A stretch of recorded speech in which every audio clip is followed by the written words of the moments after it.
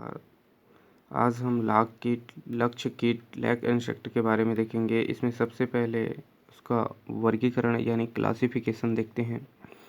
तो क्लासिफिकेशन में इसका जगत यानी किंगडम है, प्राणी जगत एनिमलिया में आता है। फिर उसका उप जगत है मेटाजोआ। उसका ब्रांच यानी शाखा जो है वो है एंटेरोजोआ के अंतर्गत। उसका प्रभाग यानी डिवीज़न जो है वो बाइलेटरिया के अंतर्गत आता है। और उसका जो खंड है सेक्शन वो यूसिलोमेटा के अंतर्गत आता है। और उसका जो संघ यानी फाइलम है वो आर्थ्रोपोडा है। उपसंघ है मैंडिबुलेटा। और उसका क्लास जो वर्ग है वो आता है इंसेक्टा। और गण यानी ऑर्डर जो है उसका हेमिप्टेरा के अंतर्गत आता है। हेमिप्टेरा के अंतर्गत आता है। इसमें क्या होता है, हेमिप्टेरा मुखांग एक लंबी सूंड के आकार के है ना, मैंडिबल व मैक्सिली सुई की तरह पतले व नोकदार होती है। वक्ष का जो प्रथम खंड है अन्य खंडों से बड़ा व अलग होता है। इसमें ऑर्डर में जो हेमिप्टेरा के अंतर्गत आता है उसमें फिर वंश यानी जीनस जो आता है वो लेसिफर है और जाति है लाइका। ठीक है, तो इस प्रकार इसका क्लासिफिकेशन हुआ। इसको ध्यान में रखेंगे, सुनेंगे और याद रखेंगे। इसके बाद इसका आता है डिस्ट्रीब्यूशन देखते हैं यानी वितरण है। तो वितरण में क्या है, जो यह कीट जो है भारतवर्ष के अतिरिक्त पाकिस्तान है, बर्मा है, लंका है, जावा है, मलाया है, ये चीन है, इंडो चीन है, थाईलैंड है आदि देशों में ये मिलता है। ठीक है, इसके बाद इसका जो पोषक पौधे हैं वो लाख के जो पाले जाते हैं वो कुछ पोषक पौधे के अंतर्गत पाले जाते हैं। तो इसमें कुछ पोषक पौधे के नाम देखेंगे हम लोग। इसका कुछ पोषक पौधा है तो इसमें जैसे आता है पोषक पौधे में प्लास यानी ब्यूटी मोनोस्पर्मी। ठीक है, प्लास। बेर जो आता है, बेर में जेसिफस जुबा। ठीक है, बेर है। उसके बाद कुसुम जो आता है, कुसुम के पौधे इसको बोलते हैं इसके लिसेरा ओलेरिया। उसके बाद इसका जो नेक्स्ट पौधे में इसका जो पोषक पौधा है जैसे घोंड है वो जिजिपस जाइलोपाइरा। उसके बाद झल्लरी, सोरी, टुलूरा।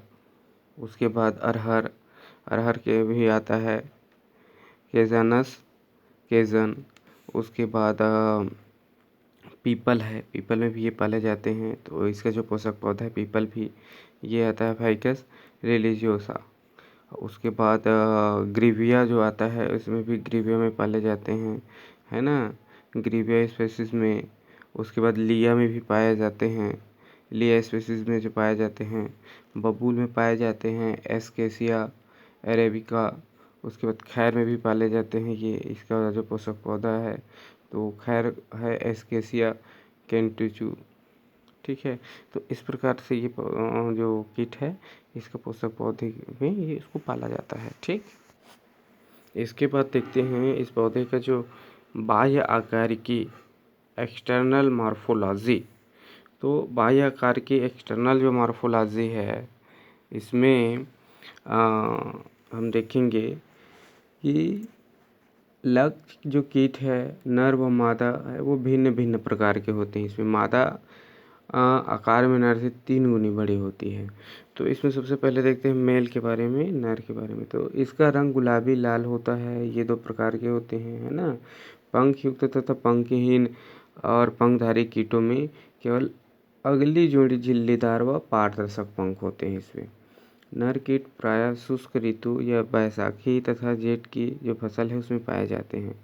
इनका जीवन काल जो है 3 से 4 दिन का होता है। लक्ष्य कीट का, नर का, है ना, 3 से 4 ही दिन का होता है इसका जीवन काल। इसी बीच में ये बिना कुछ खाए जो है नर है वो मादा से मैथुन के पश्चात मर जाते हैं। ये इनका सिर बड़ा, स्पष्ट एवं अक्रियाशील मुखांग होते हैं, है ना। और जो नेत्र 2 जोड़ी है ना, उपनेत्र जो है वो 2 जोड़ी में होते हैं। तथा एंटीनी शरीर के बाहर लंबे व 7 खंडी एवं रोम युक्त होते हैं इसका। ठीक ठीक, वक्ष जो है नर जो लक्ष्य कीट है उसका वक्ष मोटा जिसमें 1 जोड़ी पंख तथा 3 जोड़ी टांगे होती हैं। और टांगों के जो टारसाई है वो 3 खंडी होता है और उधर 8 खंडी जो है। आगे की ओर इसमें क्या है, चौड़ा तथा पीछे की ओर नुकीला होता है इसका जो 8 खंडी वो जो टांग होती है उसमें ठीक। और अंतिम खंड के जो है वो अंतिम खंड के सिरे पर नुकीला शिश्न होता है, इसका पेनिस होता है, ठीक है। ये नर का। उसके बाद जो देखते हैं हम इसमें मादा का, इसके फीमेल का। जो फीमेल है यह भी गुलाबी लाल रंग की लगभग लगभग 1.5 मिलीमीटर है ना, 1.5 mm का, ठीक है, ये मिलीमीटर का लंबी होती है। इसका अधर तल जो है वो चपटा तथा पृष्ठ तल है वो उभरा होता है। इसके नेत्र, टांग तथा पंख नहीं होते। एंटीनी इसका अवशेषी छोटी प्रायः 3 से 4 खंडी होता है। और मुखांग जो है चुभाने तथा चूसने वाले एवं रोस्ट्रम यानी द्विखंडी होता है। मादा पेड़ की शाखाओं से एक ही स्थान पर चिपकी रहकर रस चूसती रहती है तथा लग उत्पादन करती है। और मध्य मादा जो मध्य वक्ष पर एक प्रवर्धन होता है जिस पर श्वास रंध्र खुलते हैं इसका। और उदर जो है वो गोलाकार तथा इसके पृष्ठीय तल पर एक पृष्ठिक कांटे होता है ना, डॉर्सल स्पाइनस होता है, स्पाइंस। और उदर का पश्च भाग द्विखंडी व अंतिम खंड पर फ्रिंज युक्त गूदा होता है, ठीक है। इसके बाद हम देखेंगे लाग कीट का जो जीवन इतिहास है, life history of lac insect, ठीक। Life history of lac insect में देखेंगे इसका, तो इसका जो जीवन इतिहास है ना, वो 3 अवस्थाएं जैसे अंडा, शिशु एवं प्रौढ़ होती है। तो इसका जो एग है, अंडा है, इसको देखते हैं। मैथुन के बाद प्रौढ़ मादा कीट एक लक्ष्य कोष यानी लैक सेल के अंदर लगभग 300 अंडे देती है। अंडे निषेचित यानी फर्टिलाइज तथा अनिषेचित अनफर्टिलाइज दोनों प्रकार के होते हैं।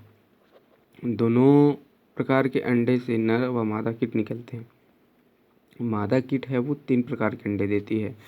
तो इसमें जो 3 प्रकार के अंडे उसमें ध्यान देंगे। पहला जो प्रकार का अंडा है इसका, जो ऐसी मादाएं हैं जिनके अंडों से नर तथा मादा बराबर संख्या में निकलते हैं और दूसरा प्रकार का अंडा है ऐसी मादाएं जिनके अंडों से नर अधिक तथा मादाएं कम निकलती है।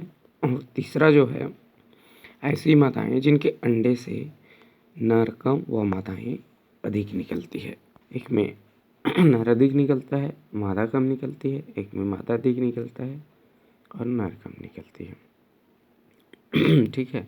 और एक अंडे में बराबर प्रकार के होते हैं, अर्थात प्रत्येक अंडा लगभग 0.4 मिलीमीटर तथा 0.2 मिलीमीटर चौड़ा, 0.4 मिलीमीटर लंबा और 0.2 मिलीमीटर चौड़ा व गुलाबी रंग का होता है, जो बाद में भूरे रंग में बदल जाता है। अंडरोपण के कुछ ही घंटे बाद इन अंडों के फूटने से निम्फ यानी शिशु निकलते हैं। अब शिशु के बारे में देखते हैं, जो इसके नेम्स है अंडे से 0.6 मिलीमीटर लंबा तथा 0.25 मिलीमीटर चौड़ा गुलाबी रंग का शिशु निकलता है, जिसमें 1 जोड़ी एंटीनी, 3 जोड़ी टांगे, 2 आँखें तथा 6 गुदा रोम होते हैं। एनल सेटी। अंडे से निकलते ही शिशु अति क्रियाशील होते हैं तथा मुलायम शाखाओं को खोजकर उनसे चिपक कर रस चूसना व शरीर के चारों ओर लाग बनाना शुरू कर देते हैं लाग कीट को केवल 4 स्थानों गुदा, मुख व 2 श्वसन क्षेत्र पर छोड़कर पूर्ण रूप से ढक लेता है। शिशु प्रौढ़ बनने से पहले 3 बार निर्मोचन या मोल्टिंग करते हैं। प्रथम निर्मोचन के पश्चात ही दूसरे इंस्टार में आँखें, टांगे तथा एंटीनी नष्ट हो जाते हैं, परंतु गुदा रोम 6 के बजाय 10 हो जाता है। दूसरे निर्मोचन के पश्चात नर व मादा शिशुओं को पहचाना जा सकता है, क्योंकि नर की आँखें, एंटीनी तथा टांगे फिर से बन जाती हैं। 10 गुदा रोम के स्थान पर एक शिश्न बन जाता है तथा मुखांग विलुप्त हो जाते हैं। मादा शिशु कीट में ये अंग नहीं पाए जाते। इसके अतिरिक्त नर के लक्ष्य कोष कुछ लंबे तथा कुछ सिगारकार एवं मादा के गोल या अंडाकार होते हैं। शिशु के पूरे शरीर पर लाग ग्रंथियां होती है जिससे एक अर्ध तरल पदार्थ स्रावित होता रहता है जो सूखकर लाग बनाता है। उसके बाद इसका जो प्रौढ़ है, एडल्ट है जो है उसमें क्या है, शिशु के तीसरे निर्मोचन के बाद प्रौढ़ कीट बाहर निकलता है। ठीक, और नर प्रौढ़ कीट अपने लक्ष्य कोष से बाहर निकलकर मादा के साथ मैथुन करता है तथा मर जाता है। मादा कीट मैथुन के पश्चात आकार में काफ़ी बड़ी बढ़ती है तथा अधिक लाग पैदा करती है। जिस समय मादा कीट अंडे देने वाली होती है तो उस समय लक्ष्य कोष के पीछे की तरफ एक पीला दाग बन जाता है। ठीक है, इसका उसके बाद इसमें देखते हैं हम इसका प्रौढ़ के बाद आर्थिक महत्व, इकोनॉमिक्स इम्पोर्टेंस। इसका जो आर्थिक महत्व है वो भारत में सारे विश्व, ठीक है। इसके बाद देखते हैं आर्थिक महत्व से थोड़ा सा पहले इसका डायग्राम देख लेते हैं। ये देखेंगे कि लाग कीट का जो जीवन चक्र है ना, लाइफ साइकिल ऑफ लाग इंसेक्ट जो है, तो ये क्या है, ट्विंग ऑफ प्लांट से ही चिपका हुआ है। उसके फर्स्ट स्टार निम्फ, ये उसका पहला शिशु है। फाइनल स्टार निम्फ फाइनल शिशु है। ये एडल्ट मेल है और एडल्ट फीमेल है। तो ये इस प्रकार से इसका लाइफ साइकिल चलता रहता है। जो इसका आर्थिक महत्व है तो ये भारतवर्ष में सारे विश्व का लगभग 80% लाग पैदा होता है, जिसका अधिकांश भाग जो है वो निर्यात किया जाता है, जिससे लगभग 10 से 12 करोड़ रुपए की विदेशी मुद्रा अर्जित होती है हमारे देश को। लाख का रंग भारत में छपाई के काम आता है। लाख का है ना, छपाई के काम आता है। आजकल इसका सर्वाधिक महत्वपूर्ण उपयोग ग्रामोफोन के रिकॉर्ड बनाने में होता है। विद्युत का कुचालक होने के कारण यह इंसुलेटर के रूप में बिजली के सामानों में प्रयोग किया जाता है। लाख से वार्निश, पॉलिश, चूड़ियाँ तथा अन्य श्रृंगार के सामान बनाए जाते हैं इसमें, है ना। और सील बंद करने के लिए यह सर्वोत्तम पदार्थ है लाख। लाख के आर्थिक महत्व को देखते हुए भारत सरकार ने सर्वप्रथम सन 1921 में लाख अनुसंधान संस्थान प्रारंभ किया। सन 1925 में बिहार में नामकुन यानी रांची जो है में भारतीय लाख अनुसंधान संस्थान की स्थापना हुई। 1935 में भारतीय लाख शेष समिति, इंडियन लैक शेष कमेटी है बनी, जो लाख उत्पादन तथा अनुसंधान के अतिरिक्त क्रय विक्रय पर निर्यात नियंत्रण कानून बनाती है। ठीक है, उसके बाद हम लाख के बारे में देखते हैं। तो यह लाख कीट की लक्ष्य ग्रंथियां से द्रव के रूप में निकलता है लाख, जो सूख कर सख्त तथा ठोस बन जाता है। यह एक बेरोजा पदार्थ होता है। वास्तव में मादा कीट लाख को अपने शरीर के चारों ओर सुरक्षा के लिए बनाती है। लक्ष्य ग्रंथियां शरीर के ऊपरी सतह पर अनेक छिद्रों द्वारा खुलती हैं, ये है ना। इसके जो अतिरिक्त जो है वो 3 मोम ग्रंथियां मुंह, मध्यवक्षी, श्वसन छिद्रों तथा गुदा के किनारों पर स्थित होती है। इन ग्रंथियों से निकलने वाला जो मोम है मुख, श्वसन छिद्रों व गुदा पर लाग जमा नहीं होने देता।